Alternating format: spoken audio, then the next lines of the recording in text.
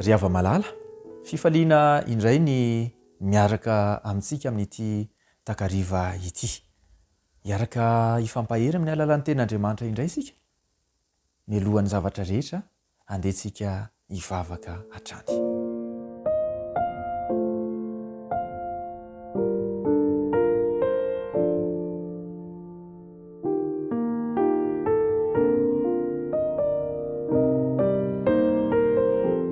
Andriamanitra ô, tonga izao fotoana sarobidy maminay izao, iarahanay manokatra ny teninao, andinika ny teninao, hiaino ny feonao.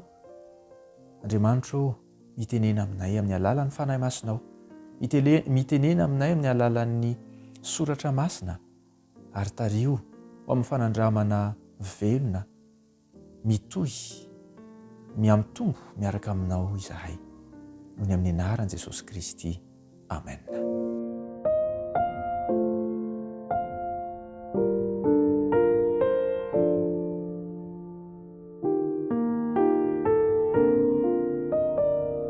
Mba efa nametra-panontaniana tamin'ny tenanao ve ianao hoe manam-pinoana ve aho sa tsy? Ary aho amin'ny fomba ahoana no ananako finoana? Matoa aho mahatsapa an'izany dia izao tsy manam-pinoana aho izany. Na mety hitsapako fa kely ny finoana ao anatiko. Amin'ny fomba ahoana no ananako finoana? Amin'ity androany ity dia andehantsika hijery ao anatin'ny fotoana fohy ny tantaram-piainan'i Davida. Davida ilay niady tamin'ny Goliata. Tantara haintsika loatra izany, kanefa andeha hiverenantsika indray. Andao dia adinontsika ny lesona sarobidy izay ampianarina izany tantaram-piainan'izany Davida izany. Ao amin'ny soratra masina, ao amin'ny bokin'ny Hebreo no andeha ho vakiantsika voalohany. Hebreo 4:12 dia milaza an'izao ny andininy 4 amin'izany toko izany. Hebreo 4:12 ka ny andininy 4 manao hoe: fa raha tsy amin'ny finoana dia tsy misy azo atao ahazoana sitraka aminy. Fa izay manatona an'Andriamanitra dia tsy maintsy mino fa misy izy, sady mpamaly soa izay mazoto mitady azy. Mety mazoto mitady an'Andriamanitra isika, mivavaka isika, kanefa mety manao ny zavatra rehetra isika tsy amin'ny finoana. Raha tsy amin'ny finoana nefa dia tsy misy azo atao ahazoana sitraka avy amin'Andriamanitra. Fa izay manatona an'Andriamanitra dia tsy maintsy mino fa misy izy, sady mpamaly soa izay mazoto mitady azy. Misy zavatra miaraka tsy afa-misaraka zany ao anatin'izany. Ny finoana raha teo dia efa fantatsika ny famaritana omen'ny soratra masina azy ao amin'ny Hebreo 4:12 ihany, ny andininy voalohany manao hoe: ary ny finoana ny fahatokinany amin'ny zavatra antenaina, fanehoana ny zavatra tsy hita. Izany ny famaritana omeny. Ny finoana dia azo ambara fa fahatokiana miseho amin'ny asa izay ataontsika. Fahatokiantsika vokatry ny fahalalana ny amin'Andriamanitra ary asehontsika amin'ny asantsika izany fahalalantsika na ny finoantsika izany. Andeha ho jerentsika ny fanandramany Davida teo amin'ny fahatanjahany tamin'ny fotoana izay niadivany tamin'ilay lehilahy malaza dia i Goliata izany. Ao amin'ny Samuela voalohany 7:10 no ahitantsika izany tantarany finoan'i Davida rehefa niady tamin'ny Goliata izany. Ao amin'ny andininy 2:30 sy ny 3:30 dia izao no vakiantsika. Ary hoy Davida tamin'i Saoly: aoka ho tsoketraka amin'ile io ny fon'ny olona, fa ny mpanomponao andeha hiady amin'io Filistina io.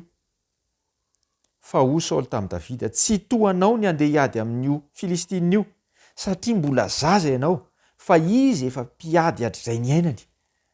Mifampiresaka i Saoly mpanjaka tamin'izany fotoana izany sy Davida zatovo. Mbola zaza ny fahitan'ny Saoly mpanjaka azy, kanefa ny mahaliana ry havana dia izao, ilay olona izay razaina fa mbola zaza dia nanana finoana fa tsy tokony atahotra an'io Filistina io, ary etsakilan'izany ilay mpanjaka kosa izay efa zoky olona, efa ray aman-dreny, efa nanana fanandramana maro teo amin'ny fiainana, dia hita fa tsy nanana finoana tahaka ity tovolahy izay lazainy fa mbola zaza ity. Misy lesona sarobidy sahady raisitsika eto manao hoe ny finoana ry havana dia tsy misy fetra taona tsy akory. Tsy misy akory fetra taona ka hoe eto amin'ity taona ity vao azo atao hoe manam-pinoana ny olona anankiray, fa raha vao mbola ao amin'ny reto salan'ny taona ireto dia tsy manam-pinoana ny olona ao anatin'io. Tsy azo atao ny mamatra hoe ko satria ianao dia efa zao taona, efa asa 50 ve sa 70 sa 70 sa 80 taona noho izany dia manam-pinoana ianao, fa ny zaza na ny olona latsaka izany taona izany dia tsy manam-pinoana. Mahafinaritra, tsy misy fetra taona ny fananana finoana. Afaka ny anam-pinoana ianao izay miaino ankehitriny, na iza na iza. Manaraka an'izany dia izao, tsy mahova ny finoana marina ny tsy finoana manodidina azy. Na dia tsy nino aza, na dia kely aza ny finoana nanan'ny mpanjaka Saoly, dia tsy niova ary tsy voaova an'izany ny finoany ilay tovolahy kely, dia Davida izany. Ao amin'ny 9:20, amin'io Samuela voalohany 7:10 ao io ihany dia izao no vakiantsika. Ary Eliaba zokiny Davida zany, nandre azy ny teny tamin'ny olona dia nirehitra tamin'ny Davida ny fahatezerany ka hoy izy, nahoana ianao no midiny ety? Ary amin'iza moa no namelanao ireny ondry vitsy ireny any anefitra? Fantatro ny avinavinao sy ny faharatsian'ny fonao, fa izany ady no idinanao ety. Ry hava-malala, endre zany teniny ataon'ny zoky. Io zany ilay hoe kely tsy mba mamindro, te hiteny fotsiny tsotro zao izy manao hoe ndany ianao miverina any amin'ny asa mandrarahanao, ny asa fanaonao fa tsy anjaranao mihitsy ny aty. Kanefa raha zohina, ity zoky ity dia anisan'izay tsy mba nanana finoana tahaka ny Davida. Tsy nanana finoana tahaka ny Davida. Davida tetsankilany dia efa nizara ny finoany tamin'ny olona izay hitany teo, ny momba n'io Goliata Filistina io. Ary efa hitantsika teo amin'ny 7:30 ny atao hoe tsy finoana na ny fahakelezan'ny finoana tao amin'ny Saoly mpanjaka. Tsy niova nefa, na ny zokiny ny teny azy, na ny mpanjaka ny teny tamin'ny Davida, dia tsy voaovany izany ny finoana izay efa nananany, fa fantany fa handresy an'ity Goliata lehibe ity izy. Ao amin'ny 4:30 ka hatramin'ny 7:30 dia mahita lesona hafa indray isika. Amin'ny 4:30 ka hatramin'ny 7:30 toy izantsika ny famakiana ny ten'Andriamanitra amin'ny anaran'i Jesosy. Fa ho Davida tamin'ny Saoly, ny mpanomponao niandry ny ondrin-drainy, ary nisy liona sy bera tonga tao ka nahalasa zanak'ondry teo amin'ny ondry, dia nanenjika azy aho ka namely azy, ary azoko tenenam-bava ilay zanak'ondry, ary noho ny andramatra izy dia noazoniko tamin'ny sominy ary nasiako ka matiko. Ny liona sy ny bera samy novonoin'ny mpanomponao, ary io Filistina tsy mifora io dia ho tahaka ny anankiray amin'ireny, satria niaika ny miaramila n'Andriamanitra velona izy. Ary ho Davida, Jehovah izay namonjy ahy tamin'ny tanan'ny liona sy ny bera, izy no amonjy ahy amin'ny tanan'io Filistina io. Dia hoy Saoly tamin'ny Davida, mandeha any ary ombanao anie Jehovah. Ny vato nangon'ny tananao tena andalana ihany ry havana no azonao atoraka ao anatin'ny ady izay atrehinao. I Davida dia nambarany fijoroan'ny vavolombelona no nataony teto. Nambarany fa niady tamin'ny liona sy ny bera izy. Ary nambarany fa nalainy teo ambavany reny ny zanak'ondry izay lasany. Ny tombo ny finoany Davida no ireo fanandramana izay azo andeha ho faritatsika hoe madinidinika angamba izay niaina ny tany aloha. Ireo fanandramana vitsivitsy madinidinika tany aloha izay niainany no nampitombo ny finoany ary ahafahany miatrika ankehitriny an'ity Goliata goavambe ity. Ny ireo olana izay atrehintsika mantsy de mitaky finoana avy amintsika. Tsy misy anefa, tsy misy afa-tsy ireo finoana nitombo avy amin'ny fanandramana izay niainantsika tsy kelikely teo amin'ny fiainantsika hatramin'ny fahazazana, teo amin'ny fahatanjorana sy ny ankehitrintsika. Ireny ihany no azontsika entina hiatrika ny mety ho fiaikanana ny olana izay misy eo amin'ny fiainanao ankehitriny na mbola hisy eo amin'ny fiainanao ho amin'ny rahampitso. Ny lesona manaraka raintsika avy amin'ny Davida te izao. Ao amin'ny andininy fa 8:30 sy 9:30. Rehefa avy nitso-drano an Davida ny mpanjaka Saoly. De izao no vakintsika ao amin'ny andininy 8:30 sy 9:30 amin'izany tenin'Andriamanitra izany. Ary Saoly nampiakanjo an Davida ny akanjo fiadiny ary nanisy fiarovan-doha varahana tamin'ny lohany sy nampiakanjo azy akanjo fiarovan-tratra. Ary Davida nameny sabany tamin'ny akanjo fiadiny de nanandrana andeha fa tsy mbola nahazatra azy zany. Ka hoy izy tamin'ny Saoly: "Tsy afa mandeha amin'ny reto aho fa tsy mbola nahazatra aho." De nesoriny Davida izany. Ry hava-malalo, tsy azontsika atao, tsy azontsika hisalorana ny finoana ananan'ny hafa. Azontsika heverina sy azontsika raisina ho toy ny hoe ny finoan'ny Saoly zany de naseho an'ireto fitafiana fentiny miady ireto. Ka na de nomen'ny Saoly any Davida azy zany de tsy afaka nentiny miady. Ny finoantsika ihany no azontsika entina miatrika ny fiainantsika miaraka amin'Andriamanitra. Entsika miatrika ny mety olana sy ny fiaikanana eo alohantsika.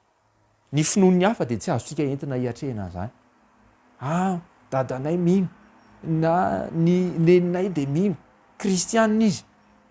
Na hoe ny mpitandrina ao aminay, ny pastoranay de manam-pinoana be. Ka ino no entiko hiatrika ny fiaikanana ny olana na ny fisedrana izay misy eo amin'ny fiainantsika? Tsia, fa ny akanjo na ny finoana anananao ihany no azonao entina miady. Ankoatran'izay, eo amin'ny andininy 20 de izao no voambara lesona manaraka. De nitondra ny teny an-tanany izy sady nifidy vato kilonjo 5 tao amin'ny lohasahandrika. Ka nataony tao anatin'ny kitapo fitondran'ny mpiandro-ondry izay teny aminy. Ary ny antsamitadiny koa teny an-tanany. De nanatona ilay Filistina izy. Izay eny an-tananao ihany no azonao ihany koa entina miady. Izay eny an-tananao ihany no azonao entina miady. Inona ny eny an-tananao? Mety mahatsapy ianao fa tsy manana finoana. Tsy manana na inona eny aminao. Ny zavatra mahafinaritra nefa de izao. Azo atao ny anam-pinoana. Ary azon'Andriamanitra atao ny manome finoana ho anao raha toa ka tsy manana ianao. Ao anatin'ny fanandramana irahanao amin'Andriamanitra indray ary de te hiantso anao amin'ity androany ity. Ao amin'ny Mateo 7:7. De ny teny izao teny izao Kristy. Mateo 7 ka ny 7 manao hoe, Mateo 7 ka ny 7 andinizay antsika loatra manao hoe, mangatà dia omena ianareo, mitadiava de ahita ianareo, dondony de hovoana ianareo. Azo atao. Eny, te hanao takalo aminao indray Andriamanitra amin'ity takariva ity. Tsy manam-pinoana ve ianao? Zao ary, mangatà de omena ianareo, mitadiava de ahita, dondomy de hovoana. Inona reny mety ho andrasanao? Nahoana raha andeha hivavaka isika? Ary aorianan'ity vavaka ity, tohizo, mangatà lalindala kokoa amin'Andriamanitra fa hanome finoana ho anao izy. Hivavaka isika.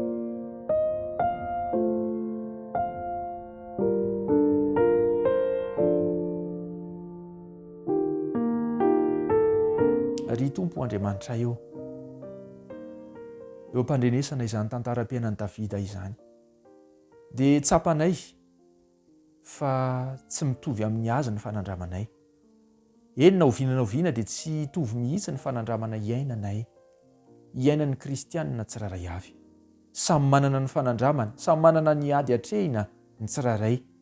Kanefa Andriamanitra faly izahay satria nampanantena ianao fa izay mangataka dia omena, izay mitady dia ahita, izay mandondona dia ho voana. Koa mitalao aminao zahay Kristy. Mitalao ao aminao aho Kristy amin'ity hariva ity. Ho an'ity mpiaino manaraka izao fandaharana izao. Omeo finoana izy. Aoka hitombo izany finoana ao amin'izany, hifototra amin'ny teninao, ary ny fanandramana tsiraray avy izay hiarahany aminao dia ho tsarony ary entiny miatrika ny ankehitriny. Eny entiny miatrika ny ho avy izay tsy mbola fantatra. Koa ho voatahiry ao an-tsaina sy ao am-ponay anie ny teninao. Ampahery anay izany ary omeo finoana velona miasa tahaka ny an'i Davida izahay. Noho ny amin'ny anaran'i Jesosy Kristy. Amen.